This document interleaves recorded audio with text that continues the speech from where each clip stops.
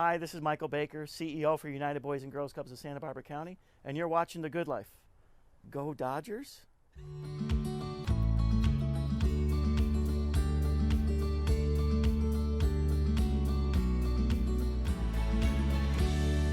Welcome to Good Life. I'm Dean Wilson. So glad you're with us. You can always find us at goodlifetelevision.org. You can find us on all the social media platforms, and on goodlifetelevision.org you can see the full interviews, and you can also see what we call power clips, which are some of the great moments, some of the great stories from those interviews are there. So we hope you'll check them out. There's some great people, stories of overcoming, executives, famous people, not famous people, young, old, all walks of life. It's been a really interesting journey here as we've got to know these great people. So hope you'll check it out, goodlifetelevision.org. My guest today, I'm really excited about this program, is Michael Baker. Welcome, sir. Thank you for having me. Michael is the CEO of the United Boys and Girls Club here where we are, which is in Santa Barbara County. He has a long history with the Boys and Girls Club, and we're going to talk about that in a minute. But start with kind of growing up. You were upstate. You grew up in upstate New York. I think you're one of five. Youngest of five boys. Yeah. What was that like? How did that go? It was a boys' club. It really was. Right. It was. I wouldn't change it for anything. And God bless my mother. I don't know how she did it. My father too. It was a. We certainly, when I was first growing up, we would definitely have been classified as lower upper class, if you would, economically. So we certainly weren't wealthy by any stretch of the imagination. And then when my parents split up and I was with my mom, we were that was a tough situation. But my mom and I were on welfare most of my life. Really? Yeah. And if it wasn't for that program and some people along the way that helped guide me, I would have never found my way to college. Government program allowed me to go to college, and that allowed me to go work for Boys and Girls Clubs, and I mean, here I am. So wow. I'm a big proponent of, I do believe things happen for a reason. Yes. And people are put in your path to help you along the way, and I've been very fortunate to have some just incredible people along the way that have helped me. I read this quote from you. You said, "The minute I walked into the Albany Boys and Girls Club, I knew this was where I wanted to spend the rest of my career." Well, number one, that's a kind of a rare thing and an amazing thing. But your story of kind of going there and then, I don't know if you're an intern or whatever it was, but you were doing some school credits or something over, and then the rest of this history. Talk about kind of your first experience going there and what it was like for you. I tell this story all the time, and I love telling it because it brings me back to my roots. When I was in college, my plan was to be a guidance counselor. That's what I want. I want to be a middle school guidance counselor, and I was taking all the courses I needed to. And then my junior year, my advisor, I was what they call an EOP student. Stands for Educational Opportunity Program. And it's a government program that allowed me to go to college. It was geared towards low-income kids who needed a hand up, and that program really allowed me to go. And my junior year, my advisor called me into his office, and he just passed away a couple years ago. This is, in my career, when I'm done, my Mount Rushmore, people that have impacted my life, he's on there twice. He'd be on that mountain twice. Wow. This guy. He ended up. He sat me down. He said, "Michael, you haven't taken any electives. You've taken all core courses for your major." And I said, "Yeah, I understand that." He goes, "Well, aren't you interested in some other things?" And I said, "Well, sure. What should I do?" He goes, "You know what? There's a pamphlet that just came out of all the nonprofits in Albany, New York. If you go to one of those nonprofits and put in 72 hours in the semester, we had semesters in Albany, you get 3 college credits." And I thought, okay, that's an easy A. I can do that. And he threw the book to me, and I looked it over, and the first page I turned to said, then was the Boys Club. And even though we served girls at the time as well, I said, the Boys Club. He goes, and his name was, this gentleman that was impacting me, his name's Abdul Jarvis, 6'4", very thin African-American gentleman that was just an angel to me. And he said, "You know what, I think you should go down there. I think you'll really like it." And I said, "All right." So I ran to the Boys and Girls Club from my dorm. Yeah. And when I walked through the front door and I saw the staff member, it was a club director, he was leading maybe 15 kids into the gymnasium. He had a clipboard in his hand, a whistle around his neck, Boys and Girls Club staff shirt, jeans, sneakers. And these kids looked at him like he was a god, and I thought, guy's got the greatest job in the world. I don't know what he does, but this is awesome. And there was a table off to each side, and there was the staff working with kids at each table. Well, what really jumped out at me was everybody in that building, except me. Everybody was African American, everybody. So I thought this must be an organization for African American kids. And so the next day, I went back to my advisor, Abdul, who's African American, and I'm pacing outside his door, and he finally comes out, he goes, what's going on? He was meeting with someone else. He goes, everything okay? I said, I need to change my major. He goes, what? He goes, you don't change your major your junior year. What are you, nuts? I said, no, I'm changing my major. He said, to what? I said, Afro-American history. He goes, are you crazy? I said, I'm going to work for the Boys and Girls Club. I said, I need to do that if that's what I'm going to do. And he said, you'll never graduate on time. I said, yes, I will. And I did, and that's exactly what I majored in, and it really helped me significantly. Not only did I do the 72 hours at the club, but it really helped me with a lot of urban affairs issues, which is why I've always felt very comfortable, no matter where I get dropped off. I mean, I'm not from Santa Barbara. I wasn't from Everett, Washington. I wasn't from Skagit County, Washington, or even Lodi, New Jersey. I'm not even from Albany. But I felt comfortable. I could make it work. So wow, I give him credit for pointing me in that direction. And your first job was the program manager in was it Lodi? Yeah, Lodi. Just like Lodi, California, but Lodi, New Jersey. Completely different type of community. Yeah, I bet, totally different. Just over to George Washington Bridge from New York City. And then you became executive director there. Yes. And then I was kind of tracking your, you went to Everett, and then you ended up in Anaheim. Mm-hmm. First of all, it's an amazing journey you've been on, and the impact you've had at each.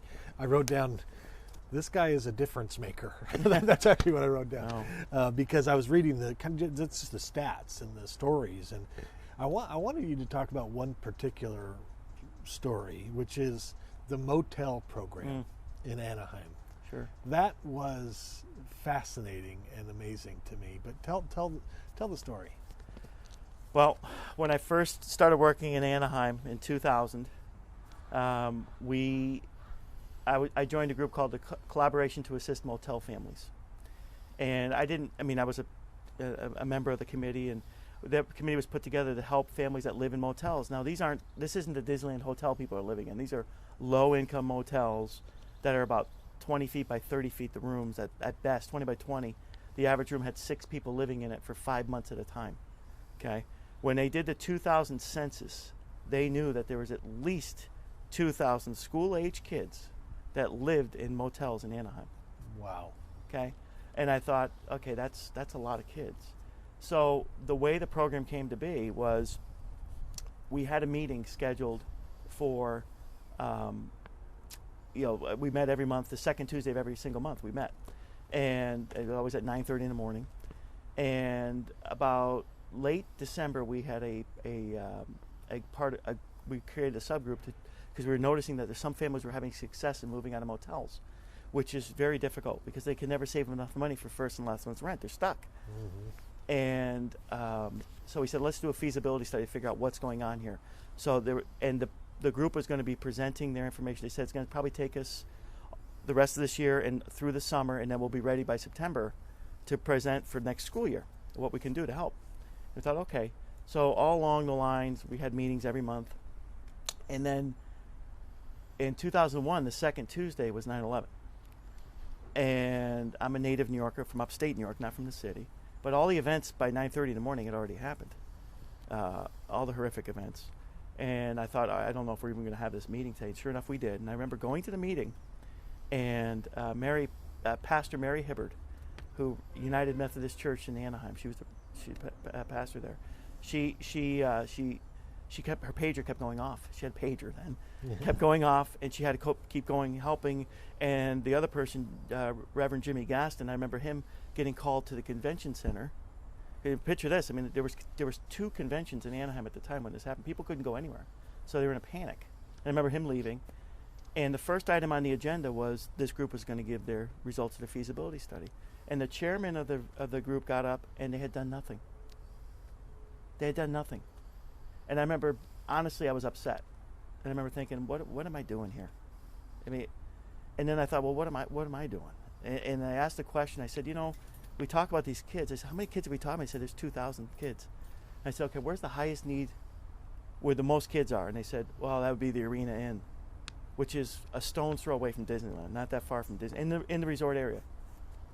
I said, okay, we've got, at that time we had 2 vans at our club, and we used them to go pick kids up in the afternoon, bring them to the Boys and Girls Club from school, and then the van would sit for 23 and a half hours. I said, well, why don't we we'll take our vans, go pick kids up from the that motel, bring them to the Boys and Girls Club, we'll bring them home. And I remember the committee chair going, that's great, Michael, but we can't afford to pay for it. I said, no, we'll figure it out. We'll work it out. And I remember getting on the phone after the meeting thinking, what have I done? What have I committed this to? And I called our board chair, and these are the people that deserve all the credit. I can have all these in the world, but without support of a really strong board, they're just ideas. And I remember calling the board chair and saying, here's what I think we should do. He said, if you think we need to do it, we're doing it. So okay, done. So that night on 9/11, I remember it for a different reason. So we went door to door, knocking on doors, signing kids up at that motel, and the next day we picked up 60 kids from the Arena Inn Motel and brought them to the Boys and Girls Club. And that was the first motel we started the program. We expanded there was 42 low-income motels in Anaheim. We expanded to all the motels. We picked the kids up and we brought them to and from the Boys and Girls Club. We didn't charge anything, and that became a real change maker for us. In that people looked at us saying, "Whoa," because that's not what Boys and Girls Clubs do. It's not that, we were just taking a different path. It was what was needed, and I'm very, of all the things I've ever been involved with, that's the one I'm most proud of. Reaching those kids, of all the kids. Yeah, that's incredible. What has been so we're sitting here, it's 20 years later, 19 years. What are there any stories I know that had a huge impact on those kids, but have you heard anything kind of along the way, like, about any of those kids and what's happened since? Sure, yeah. I'll tell you a spin-off that came of that talk about impact, and another person you should have in this show it's in Anaheim, but he's another person that goes on the mountain twice. When we had started the motel program, we'd been doing it for about 4 years, very successful, and he was on our board. He's the owner of a restaurant called the White House Restaurant in Anaheim. Yes, Bruno. Okay. So the White House, it burned down. Yes, it did. It's rebuilt now, but yeah. Here's the story, that part of it.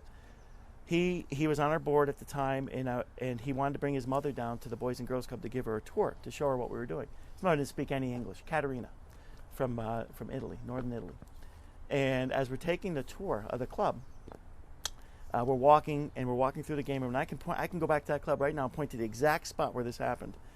And his mother saw the kids getting, crackers and juice from our snack counter, and the line of kids, and she asked him in Italian, "What is that?" And I explained to him, "That's snack. That's our snack time." And then she asked him in Italian, "What do these kids eat for dinner?" And Bruno asked me, and I said, "We can't serve dinner here. We don't have a way to make it." And I remember her getting very boisterous with him, and he's like, "Okay, Mama, okay." And he said, "Listen, Mama and me," in his broken English, he said, "Mama and me are going to go down to the White House. We're going to make pasta for the kids." And I thought, "Oh, this is incredible. This is the most the highest, best restaurant in Anaheim. It's going to be making pasta dinner for our kids that night." I thought, this is going to be a great night for these kids, right? That was April 18th, 2005. Okay, that night, made pasta for the 80 kids that were at the club that day. He's done it every day since. He's served over 5 million meals to kids all over Orange County, LA County. He was a CNN Hero finalist in 2012 or 2013. He was a finalist for the CNN Hero Award. And again, that happened because of the fact that we were reaching motel kids who had a high need. He saw it, and what he did from that was feeding kids. Not only that, but I think he's over 70 families that he's been able to get out of motels and help to give them first and last month's rent so they can have a permanent place to be. So there you go. Unbelievable. And that's Bruno. That's Bruno. He deserves all the credit for that. Well, And I've heard about. Yeah. Okay, I have a friend down there who knows him well, which is how I knew about him. I've never met him, and I'd heard something about him doing food for. So it started that day, April 18th, 2005. Probably around 5 o'clock in the afternoon. Yeah. The Italian mothers are very Oh, powerful, aren't they? yeah. I married an Italian woman. I know. Believe me. Believe me. It's When Mama says that. that is unbelievable. Yeah. Yeah. It's Wow. brutal. It's still going to this day, and you know, I keep in contact with him on a regular basis. He's a hero. And I remember when he didn't win the final award, I told him, I said, listen, I don't care what they say. Right. You're a hero. You're our hero. There's no question. Look what you're doing for the kids. Our kids don't go to bed hungry because of him. Every night. He does it every day? Every single day. Every day. That's Bruno. That is unbelievable. That's Bruno. Wow. How did you get to Santa Barbara? I mean, I know I took the 101. No, I'm kidding. 101 North. That's a good story too. Our son, misguided. Our oldest son. I can help a lot of kids. This one I really messed up with because I've been a lifelong Red Sox fan, and somehow I don't know how this happened. He went over to the dark side. He's a Yankee fan. Really? Yeah, and I just Is he still in the family? Have you? Not really. Cut We the kind of cord? I kind of just Yeah. no. He's allowed in the family. He's a great kid. In all seriousness, he was applying to colleges his senior year in high school, and he got an acceptance letter to UC Santa Barbara. He's way smarter than me. He takes after his mom, not me. He ended up, and we get the acceptance letter. He had pretty much set his mind that he wanted to go to school back east. He was looking at Northeastern University. He liked that school, and there was a couple other schools he liked.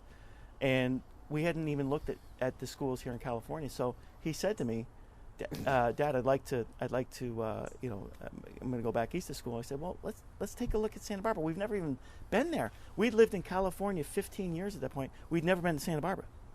Wow. We'd gone to San Francisco. We didn't take the 101. We went, we took the 5. We went that way. We flew to San Francisco. We had never seen this part of the state.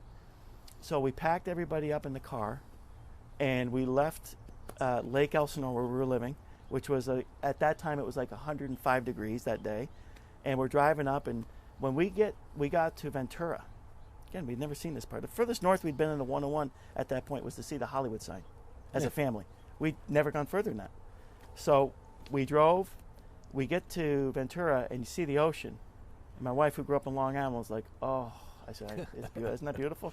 And I thought, okay, how long is this going to last? It basically just led us to the campus of UCSB, right? We get to the campus of UCSB, and this is student visitation day, prospective student visitation day. They direct us to park down by Santa Cruz, the dormitories down there. We get out of the car, and it's like 74 degrees. Beautiful day. My son looks around. There's probably 40 students walking around. More than half are female, just coming from the beach, and my son goes, yeah, I'm going to go here. This is where I'm going to school. Sold. This is where I'm going. Right. I thought, what? And my wife's like, maybe you want to see the library? No, I'm going here. I like it here. This is great. Okay. So I found out when that happened, I had heard my best friend in Boys and Girls Club work at the time was Carolyn Brown. Now, Carolyn Brown ran the Boys and Girls Club of Santa Barbara. Okay, and I'd known Carolyn up in Washington State. We'd worked together in Washington State. And Carolyn, I called her up. I said, hey, guess what? Brennan is going to be going to UCSB. And I remember going, are you kidding me? She could remember him as a baby. She goes, you got to come see my club. I said, I'd love to. She goes, there's an opening at United. I go, what are you talking about? She goes, there's an opening at United. You should apply for it. I go, Carolyn, why would I work for United Way? I go, I've been working for the Boys and Girls Club. She goes, no, United Boys and Girls Clubs. I go, what is that? She goes, it's another Boys and Girls Club in our community. I said, wait a minute, let me get this straight. You have 2 separate Boys and Girls Clubs in the same community. Both have Santa Barbara in their name. One says that it's United, and you guys aren't United. She goes, yeah, that's right. I go, wow, I wonder if that causes some donor confusion. She goes, yeah, it does. And so I said, well, let me talk to my board here to get permission because I was under contract there. I said, because it is a nice area, and did my homework, and sure enough, applied, and was lucky enough that they offered me the position. And been here 6 years. Wow. Love it. Love it. Best move I ever made. It's coming. Really? Oh, yeah. Yeah. Come on. The weather.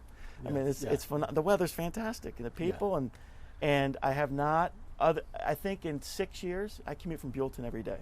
I think in 6 years, I've hit traffic once. I think I've hit traffic once compared to spending an hour and a half in traffic each way. You're not in New Jersey anymore. Oh, God, no. No more I-80. I don't need that anymore. Right. How would you, looking back, I mean, you've had a long career in leadership at the Boys and Girls Club. And like I said, you've made a difference. You've had an impact. How would you, if you were talking to somebody who was just starting out in leadership in philanthropy in general, let's say, I mean, just that really wanted to have an impact. So they don't want to just have a job in nonprofit work and get the check and do. They want an impact. What counsel would you give that young leader from what you've learned about how to have an impact? I know that I'm definitely a minority when I say this, in that I love my job. I love everything about my job. There's parts that are more challenging than others, but I love it. My wife, she was here, she'd tell you, my favorite day of the week is Monday. I love it. It's not that I don't love my family. I love my family too. But I really enjoy what we do. And the reason I enjoy it is because I know it works. I know it makes a difference. And I've been blessed in that I found my passion early on, and I've been able to make a career out of it. And, you know, what I tell people, and I've talked to a lot of high school students and college students as well, if you can find your passion and you can somehow make a career out of that, you'll never feel like you worked a day in your life. Right. Ever. Right. And I wish I made that quote up. I didn't. I'm sure someone else has said it many times, but it's the truth. It really is the truth. If you can find out what you're really good at and your passion, and you can make a career out of that, and if that career happens to be making a difference in people's lives, which, I mean, mine is like, it's so incredibly rewarding. Yeah. And you know, like you said, you know, success along the way. I happen to be the face of the success. I'm not the one doing it. There's staff that work with these kids every single day. There's board members that help to help raise money, and there's donors that help support what we do. Those are the people that deserve all the credit. I have the easy job. My job is easy. I say, hey, I'd like us to do this. Okay, how are we going to get done? I don't know, but we're going to do it. We'll figure it out. Yeah. Easy for you. Yeah, right? It's easy for me. Yeah. You're an eternal optimist, and you're known for your passion, which you just talked about. This has been a rough year. We're sitting here now in 2021, but 2020 was an interesting one. Talk about the COVID. We only have about 3 minutes, but talk about the COVID response, what you guys are doing, and kind of how you've led through that. Sure. You know, we talked earlier about basketball. I think we've been doing more pivoting than Magic Johnson did on the basketball court. We have to in these times that we're in, and that's one of our big strengths, is being what I call nimble. And when the pandemic hit and we could no longer operate under normal circumstances, we immediately turned our clubs into food distribution centers, because that's where the need was. You saw it all over the country. There were lines. Well, from mid-March to mid-June, we served 110,000 people. We gave them food baskets at our club sites. Nobody told us we had to do that. It was just the right thing to do. And then, because of the great support of United Way has helped significantly, and major donors along the way, Virtue Healings is one of them, huge supporter of the clubs, and Paul and Jane Orfala, the Audacious Foundation. Yeah. If it wasn't for those folks, and many others as well, we wouldn't have been able to open our clubs. But we did reopen our clubs in July. We pulled off a merger that had been on hold for basically 20 years. The Boys and Girls Club of Santa Barbara was separate from United. That merger happened. Again, the credit deserved for that are the two board presidents of the two organizations making that happen. I could want a merger to happen all day long. It's not going to happen. The CEO tries to make it happen. The board chairs have to make that happen. And David Bolton and Tony Viejo deserve all the credit for that, along with all the board members that made that happen. But it's a huge deal. Big deal. Something that went under the radar for a lot of people. Like, you guys merged? Oh, man, that's unbelievable. It's been trying to do that for years.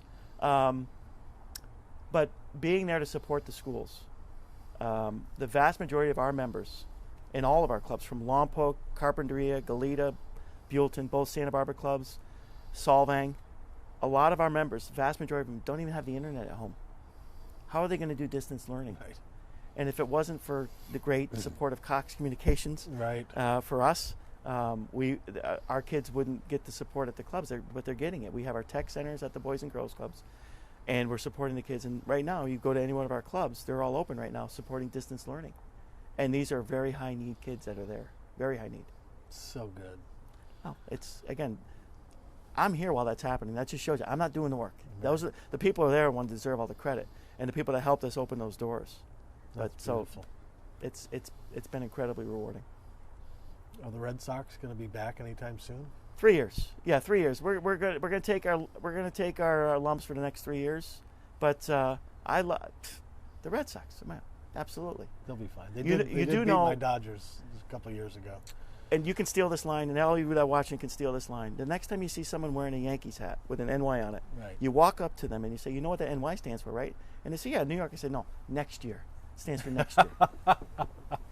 My line. That's a great line. That's my line. I didn't intentionally wear a Dodger blue tie, but Hey, it's okay. It's all good. Yeah. Congratulations. thank you. I think every team should win a World Series every 38 years. I think it should. Yeah, I think it should. Yeah. That's good. Thank you, sir. Thank you. Good having Appreciate you. it. We'll see you next time.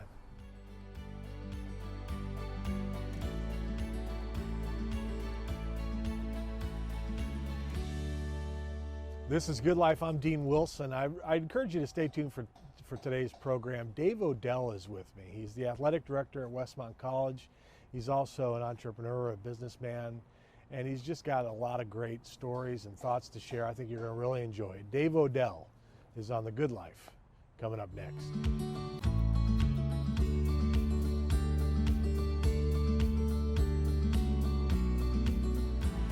Welcome to Good Life. I'm Dean Wilson. So glad you joined us today. I have a special guest today. Dave Odell is with me. Dave is a friend. He's a business executive, entrepreneur, also an athletic director here in Santa Barbara, California at Westmont College. So he's an interesting, amazing guy. Dave, welcome.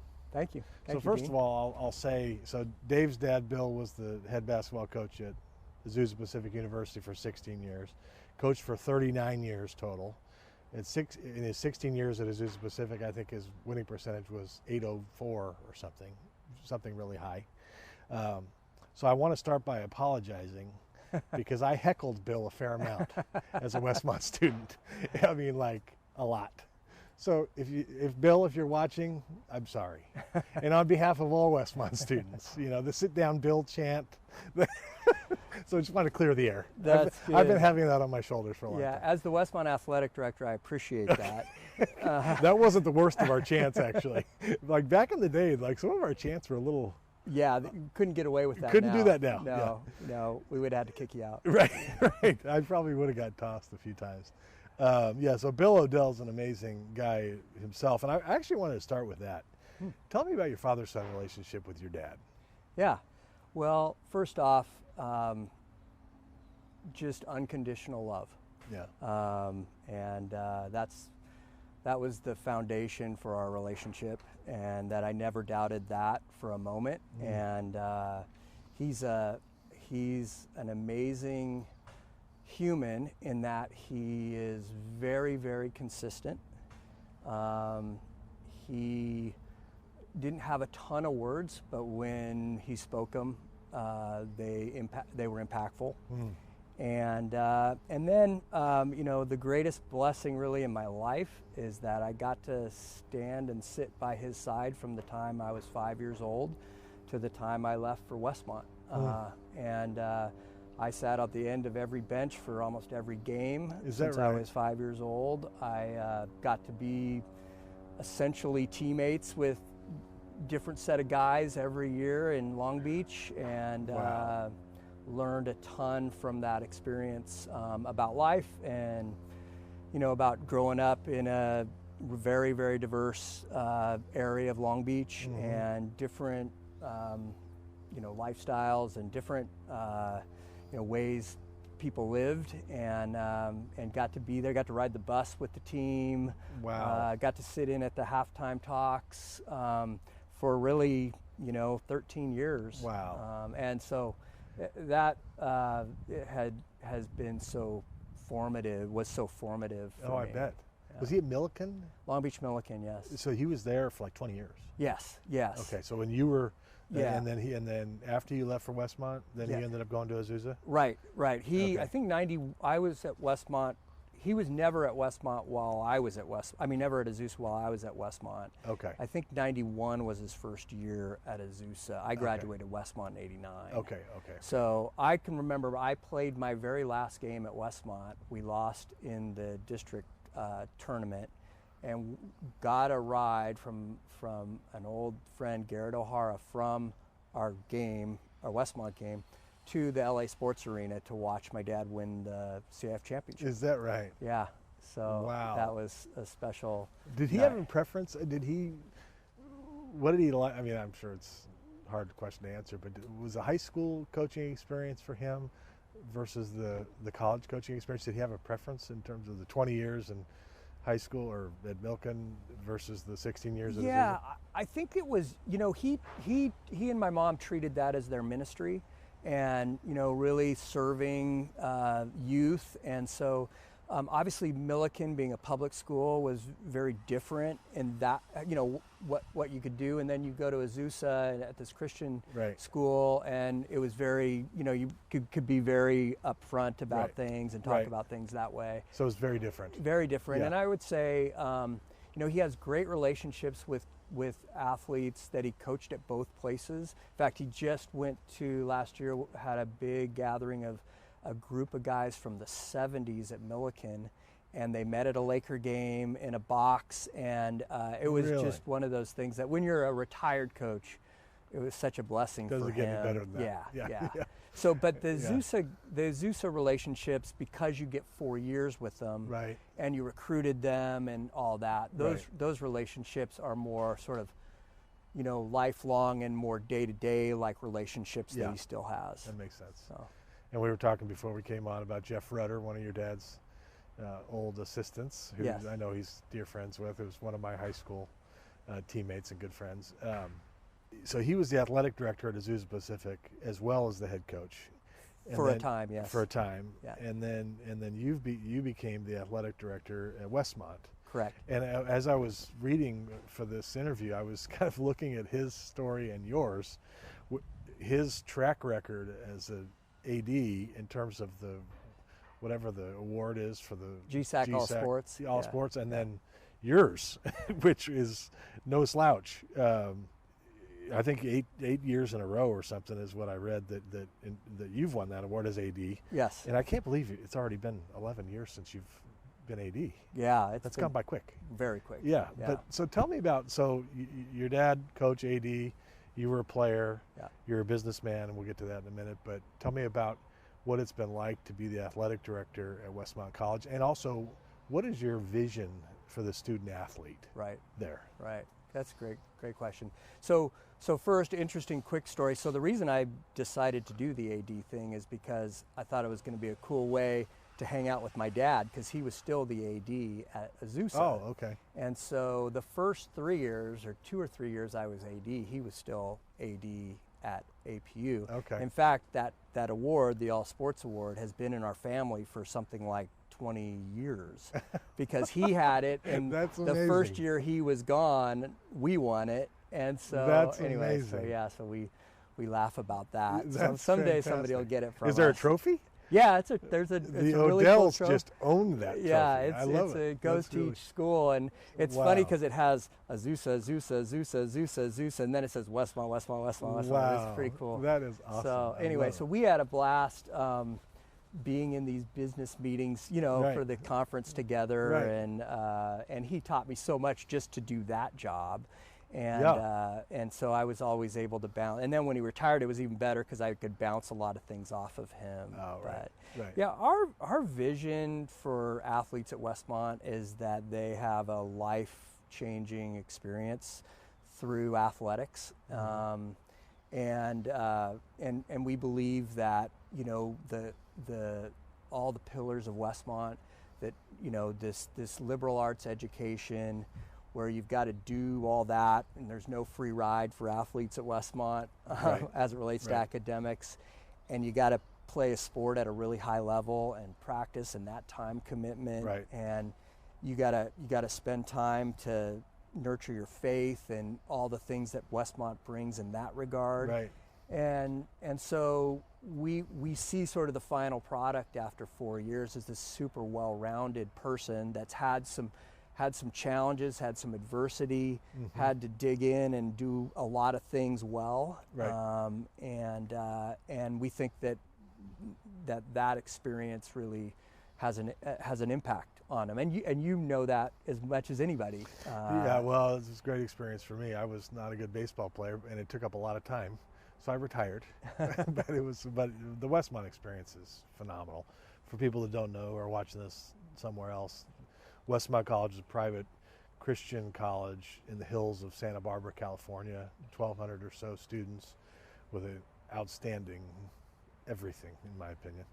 And I'm not just saying that because Gail Beebe's going to be here in a couple weeks. Oh, okay. I mean it. It's an outstanding. And our family's been blessed by Westmont a lot. But you've won a lot.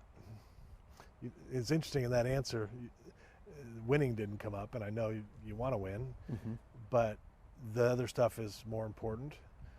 And so how have you managed to win so much? Yeah. So we think that winning is a great metric for how we're doing. If we're doing things well, we're going to win games. One of the first things I did being a business guy is I created this giant spreadsheet, and I wanted to see what our win-losses were as an entire program, all sports. And when I became AD, we'd won 41% of our contests the previous year. We started instituting some changes, a wide range of changes. And like what? Well, we did a number of things. Initially there were some coaching changes right away.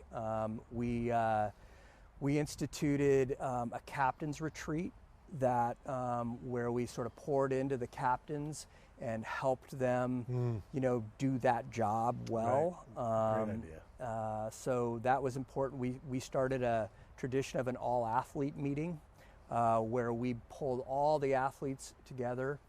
Every year we pick a verse of the year and a theme for the year around that we want the whole program to adopt as all 250 athletes, not just team by team. Yeah.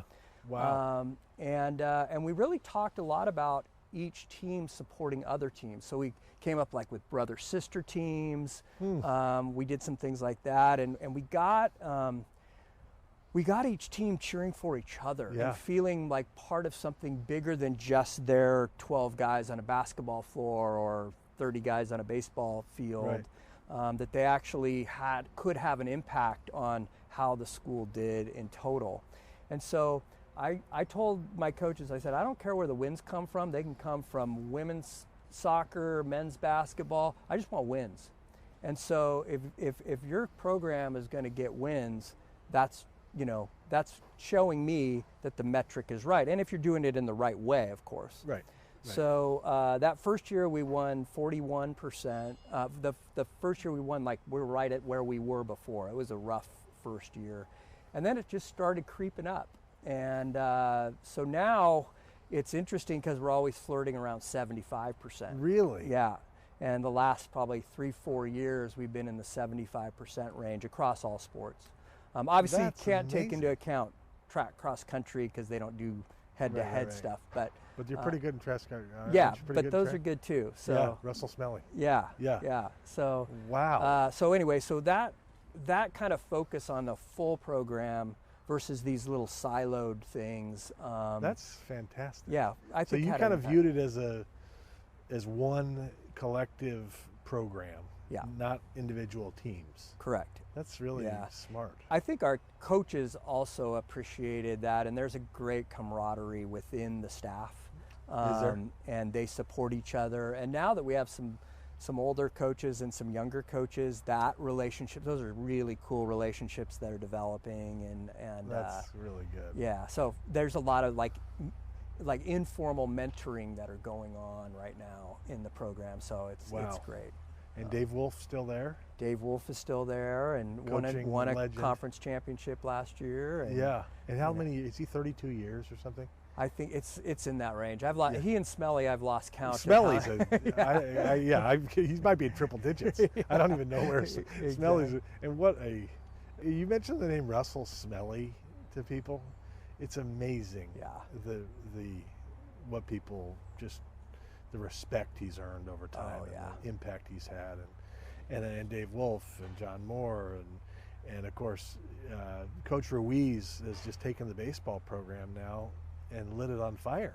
Yeah, that I tell a lot of people that Rob Ruiz, who was my first hire, made me look. Was he like, really? Yeah. He made me look like a genius because right. You know that you got program. Him from Azusa, right? Well, so that's the thing is all I did to get him was I picked up the phone and said, "Dad, I need a baseball coach," and he said, "I got a baseball coach for you." That right? Because he was the associate head coach at Azusa. Oh, he wasn't the head coach. He was the associate head coach. Yeah, under Paul Svagdis, who's still there. Oh, okay. But your dad knew about him. Well, yeah, because he worked under my dad. Yeah. Wow. Yeah. So my dad said, "Yeah, Robert's ready for a head coaching job," and we had a full search, but he nailed it. Yeah. And he was the one. Yeah, he's the one, and he's really progressed. He's helping me with athletic administration. I really lean on him. In the AD stuff. He handles a number of things that, given my roles, I can't get to, right. But he does it so well. That's great. So you started 1 for 1 in the head coaching deal. Yeah. That's great. I also lit the baseball program on fire, literally. You did? Can I tell you a quick story? Okay. So we did this, we decided to go down to the baseball field at night and douse baseballs in gasoline, put them on the tee, and then hit them. Okay. Seemed like the right thing to do at the time. Yes. Well, why wouldn't it be? Right. So I was a freshman. Again, freshman on the team, not a good player, no power at all fields, how I've described my hitting. So I am in charge of the gas can, and somehow I got like way too close, and the fire went this way. Uh-oh. So we had like a big problem. Security arrives. We go bolting in like 6 different directions. I just remember jumping some fence like in the right field, down the right field line. So I lit the baseball program on fire also. Yeah. Like Robert. You did. Just in a different way. That's great. Yeah. Who was that was the coach? highlight of my baseball career that night. Was Kirkgard your coach? Kirkgard was my coach. The great John Kirkgard, who I'm still good friends with to this day. He's a great guy. Legendary, wonderful man. He's been so supportive of Robert. I think that's had a huge impact on our program too. Oh, it's just great. the support that we still get from John. He's so loved. And so when I was playing basketball at Westmont, all my buddies were baseball players who played for Kirkgard. Oh, really? So I went to every baseball game. So I love John. Yeah, too. John Kirkgard's a great guy. Yeah. Let's talk about John Moore. Okay. John Moore retired, and he's finished as the head coach.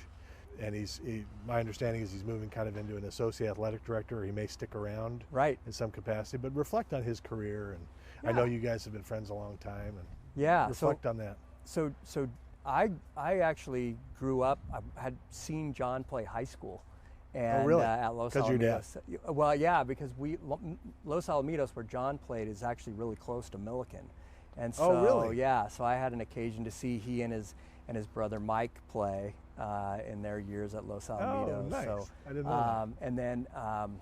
And then I watched John play at Westmont because we used to go to the local Westmont games. And then John coached at Fresno when I played for Chet Kammer at Westmont. And so, a lot of years with John. Yeah. And I think there's a couple things that, there's so many things, but there's a couple things that really stand out to me about John is just, one, his relationship with the community. And I don't mean just the Westmont community. For one, he's loved by the professors. And he's a coach that just really embraced that faculty coach model and really I think helped the athletic department and helped me as an AD in terms of credibility with the faculty, because there's always a little bit of tension between athletics and the faculty. And John, I think, was instrumental in sort of bridging that. Russell's another guy who fits in that category, but so I would say that. And then some of the things that really I think Westmont stands where it does in this community in terms of the greater Santa Barbara community because of John's interaction with the community. And I don't know if you followed the Santa Barbara Athletic Roundtable, but John they always have John be the last guy to speak at that lunch during basketball season, and he goes every Monday, and he just represents the college so well in that environment, and like the people just eat it up. But he also does a great job of sharing what's special about Westmont to the greater Santa Barbara community. And if I had to pick one thing that I just think will go beyond what he accomplished as a coach and what he accomplished with certain players and so forth, it would be that he really did sort of help Westmont. I mean, when you think about it, he outlived a lot of presidents at Westmont, and so his name and face in the community was the Westmont coach. And so what a great ambassador he was for all these years in that regard. So true. So true. He was here a few weeks ago. We had a great time reflecting and talking about.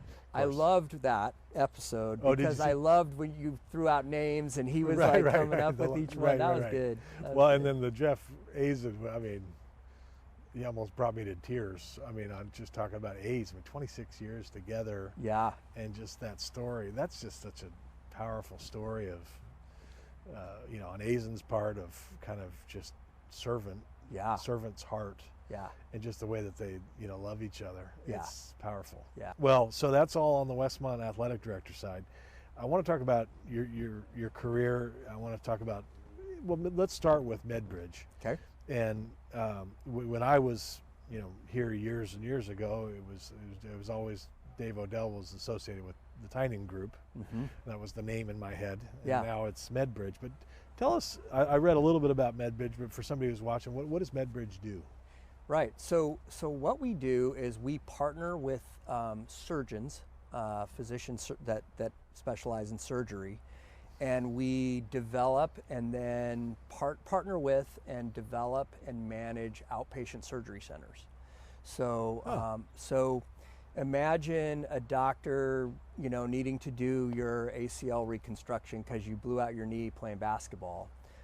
Most of my centers are orthopedic in nature. So my partners are mostly orthopedic surgeons. You've probably heard of Dr. Ryu locally, is a well-known surgeon.